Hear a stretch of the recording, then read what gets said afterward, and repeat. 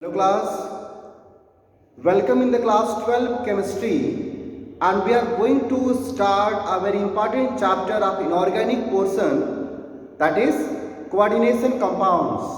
One of the very important chemistry topic and very interesting actually you can say. So before going to start, before going to discuss about this chapter, why not we can introduce what is the meaning of these coordination compounds and what are the necessary topics and terms related to this chapter that can be discussed here before going to enter in the important theories given here. Students, this coordination compounds actually totally depends upon all those type of atoms, you can say the metals, which actually belongs to the D block and F block of the periodic table, because the D block and F block metals can have the incomplete D subcells and F subcells. So because of that incompletion of D subcells and F subcells orbitals, they can accommodate the more number of electron pairs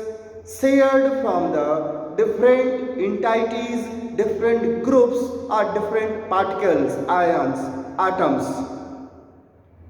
So as you can guess from the name of the chapter, these actually compounds must be have a coordinate bond. The one of the special bond in the category of covalent, in which only one of the shared atoms share its a pair of electron called non-bonded pair electron or a lone pair electron.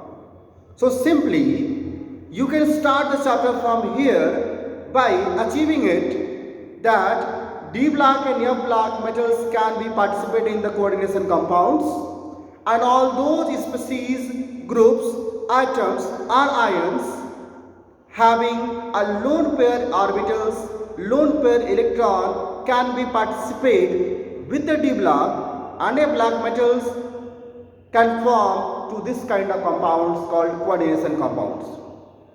You must be know about the coordination compound is actually the advanced chemistry, come under the category of advanced inorganic chemistry, because many of the medicines, dye, the coloring pigments and many other things synthesized nowadays in the laboratories are generally having a coordinate compounds.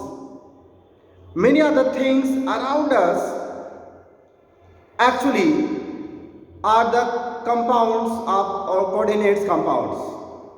So you must be know the huge and vast application of this coordination compounds as well. So let's begin the topic by introducing that what is a coordination compounds and what other category of compounds can we have actually. So from the level of class 10th, you actually heard about, I think so, the many of the salt known in the level of 10th was categorized as suppose a common salt, a general salt, as you know the example, the NaCl, MgCl2, a very famous examples known at the same time. The common examples of the some common salt, a general salt, because this type of salts or compounds are actually made up of the neutralization product of single acid and single base. But at the same time, you also have some examples of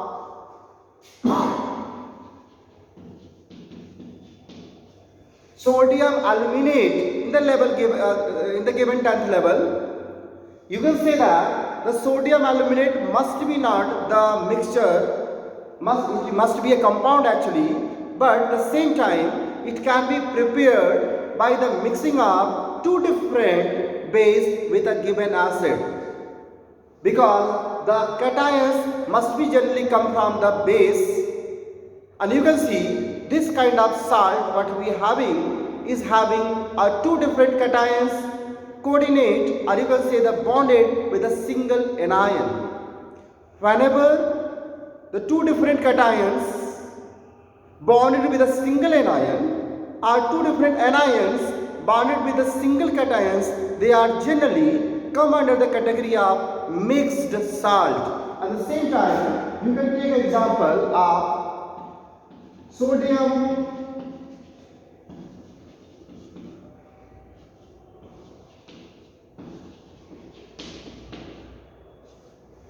You can take some more examples like sodium potassium sulfate, sodium potassium carbonate, the bleaching powder. All these are called the mixed salt. Why? Because you can see there are two different cations bonded with the same anion. The two different cations bonded with the same anion. But here the two different anions bonded with the same cation. Students, this is the category of the mixed. The same time, when we come in the next level, class 11th level, and sometime in 10th level also, we are actually hearing some of the words called mohar salt, potash alum, that Hindi is fitkiri. Some other salt which are not look like this common salt or the mixed salt, but they are called a double salt. They are called a double salt. The potash alum, the formula is K2SO4, L2SO4 thrice and 12S2O. The mohar salt used in the titration of the 11th and 12th level, also a double salt. The ferrous ammonium sulfate, the FeSO4, NH4 twice SO4 and some water molecule like 6H2O. The sodium potassium tartarate, given the level of the same, these can be a double salt.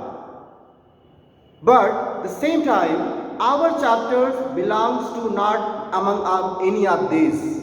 Our chapter belongs to one of the other kind of compound, or you can say a salt as well. That is called a coordination salts, coordination compounds.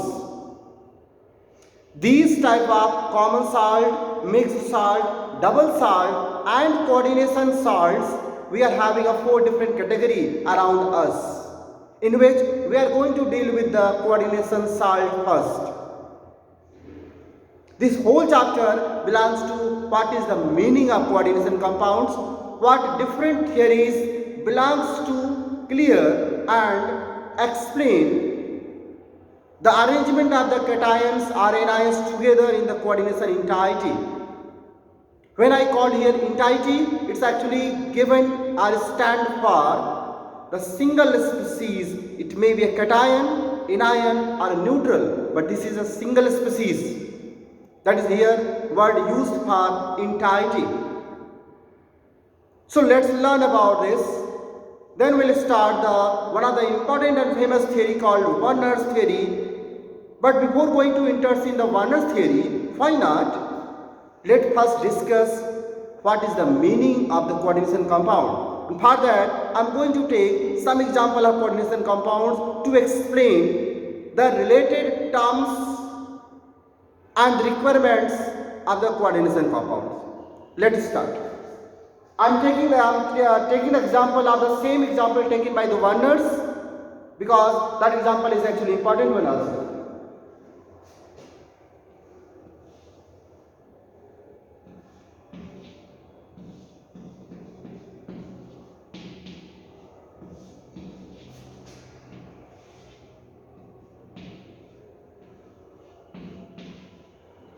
You can see I am actually written an example of cobalt, the D black metal, ammonia with the 6 molecules of ammonia in a square bracket having a 3 minus charge and 3 Cl minus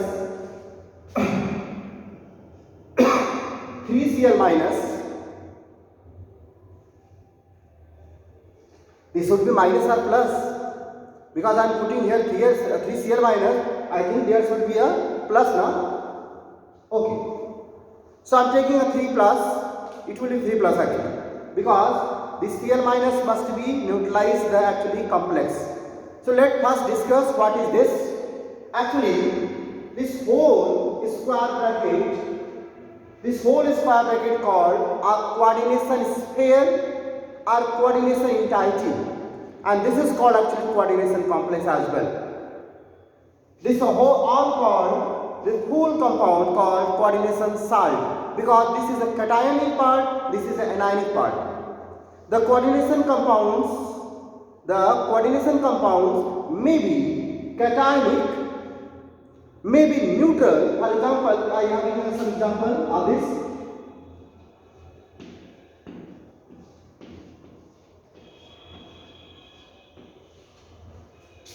NiCO4, you can see the nickel carbon monoxide. So this is a called neutral coordination complex. We are having also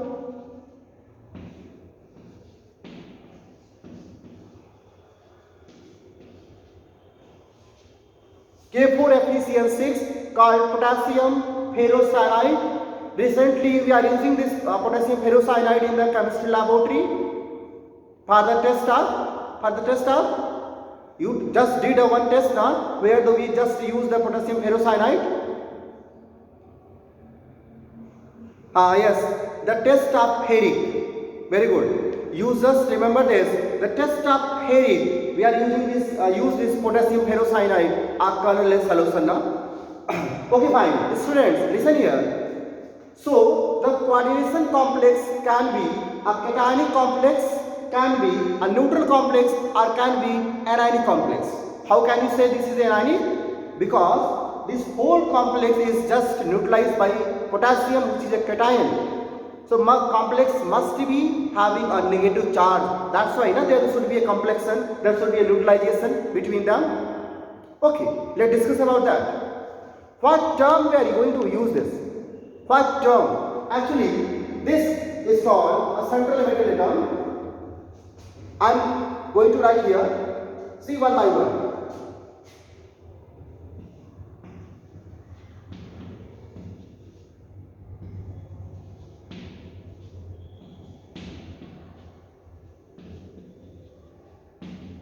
Look, this cobalt or any metal, it can be a metal atom or ion.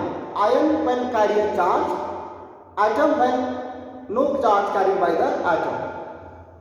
So this is called central metal atom or ion. It may be a, for example here the cobalt having a +3 charge, because ammonia is a neutral, so all these charge must be belong to the cobalt. At the same time, now the nickel is an atom, because no charge is carried by nickel, because carbon monoxide is a neutral compound, and here this iron must be carry the charge.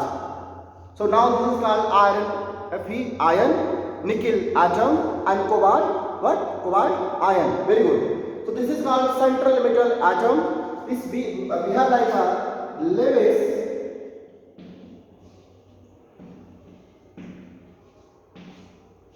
We have like a Lewis acid. Lewis acid means an atom or ion which can accept a pair of electron from any given species. So this is called a Lewis acid. So all central metal atom or ion, we have like a Lewis acid. This molecule ammonia, which is directly attached with the cobalt in the given sphere, you can see in the given square bracket, this is called a ligand.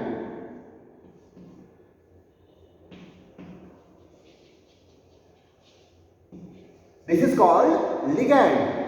We are using a special term for here. All those species, it may be a neutral or it may be a ions like Cn having a -1 charge. CO, carbon monoxide, is a neutral also. So any neutral or ionic species which are going to impart a pair of electron to the central metal atom called ligands, and these ligands will form a coordination bond with the yes, exactly, central metal atom or ion. So they will form a coordination. This is all called coordination entity. This complex called coordination entity.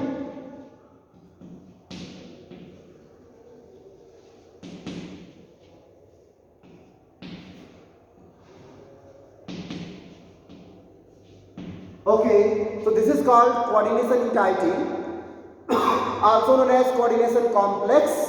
Okay, this is called counter ion.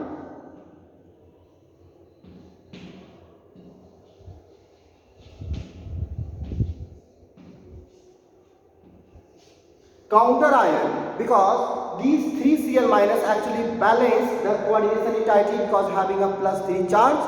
So this is called counter ion. Now you look for that. When this whole complex, this CONH3 plus 3 complex with 3 Cl minus is putting, if we put this complex compound in a water solution or in a water, you can note down that these 3 Cl minus first ionize because they are having a ionic bond with the complex. So there are two different types of bonds now. These are called coordination entirety, having a coordination bond with the central metal atom, and this 3 Cl minus having an ionic bond with the coordination entirety.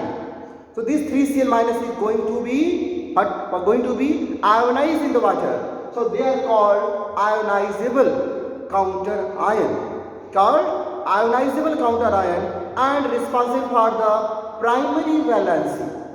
Why primary valency? Because whenever the complex will add in the water, it can be actually interact with the other ions present in the solution first.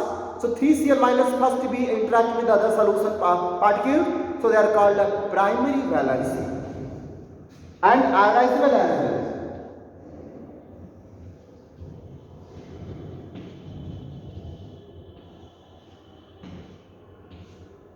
Ionizable counter ion क्या है? Ionizable counter ion ionizable, and this is indicates the primary valency.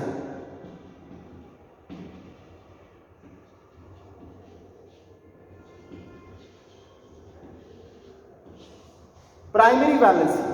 These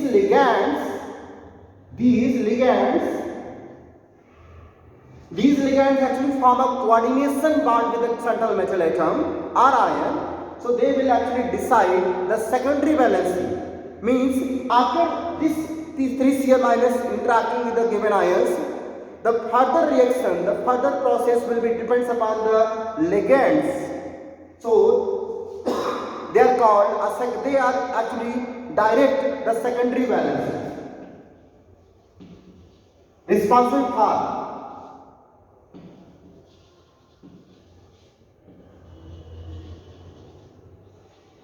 secondary valency, and you must note down here, the secondary valency is actually equal to the, but secondary valency are actually equal to the coordination number.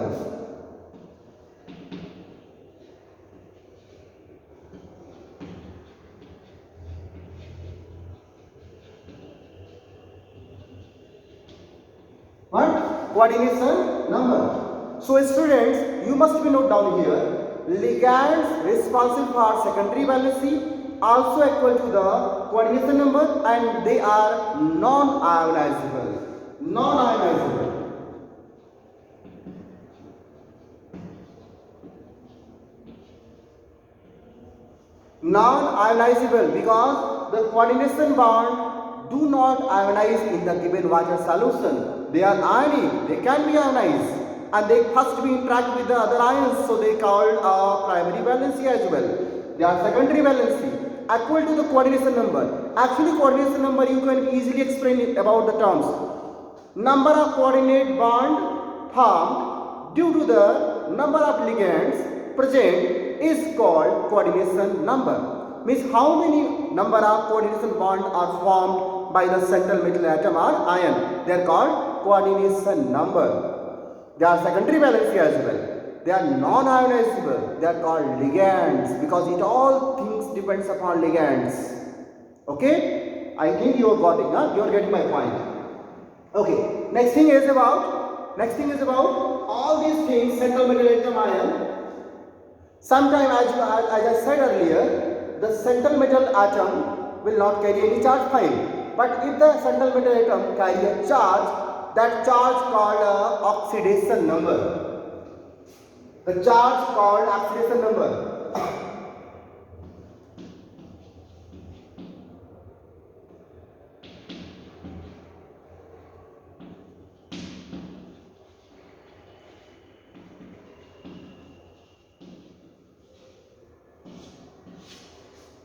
So, the charge carried by central metal atom or ion is called oxidation number. That is equal to the oxidation number. Okay? oxidation number is equal to the charge carried by atom or ion. So I think now you are having some idea about what is the coordination compound is. Let one more point is actually remain here. The coordination entirety, because of the coordination bond, which is a directional bond, you are knowing about the directional bond having tendency to show the isomerism and to form a geometry. So the coordination entirety is responsible for the isomerism formation as well as geometry. So coordination entirety.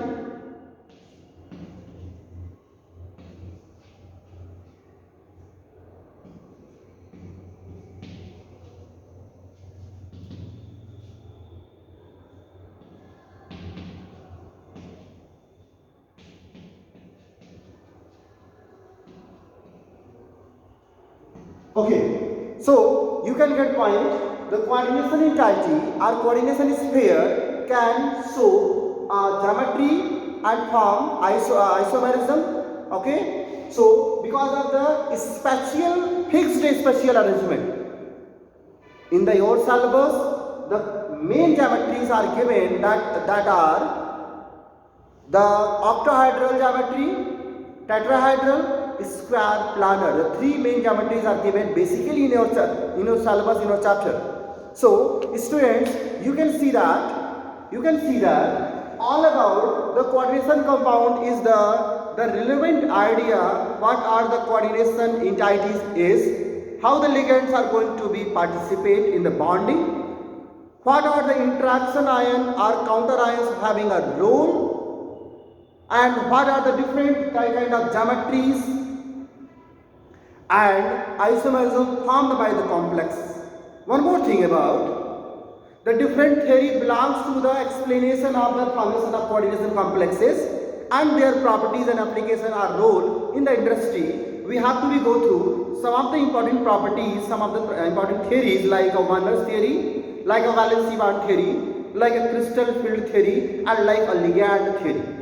There are some theory that will come in under this section and will be here, I think, in our syllabus, except ligand theory that is not given here. We can discuss here Werner's theory, then valency bond theory, then crystal field theory. These are the most important theory given for the explanation of the nature of coordination compounds. Actually, students, one more thing about this chapter. We have to first learn the different more terms related to the coordination compounds. Then we will try to get idea how to write the name, means IUPAC naming of the coordination compounds. Then we will get the idea about the isomerism and other theories actually. Okay, this is all about the today's lecture. We try to explain, we try to discuss about what are the coordination compound is, how they form. Will be in the next lecture with the Werner's theory, which are the most important theory, and many times the question put up from this topic, this section, and the competitive questions also put up. But before going to that section, you must be go through this lecture to explain and to be having some idea what is the coordination compounds are. Okay, let's discuss about the next theory, next lecture. Okay, bye. Thank you.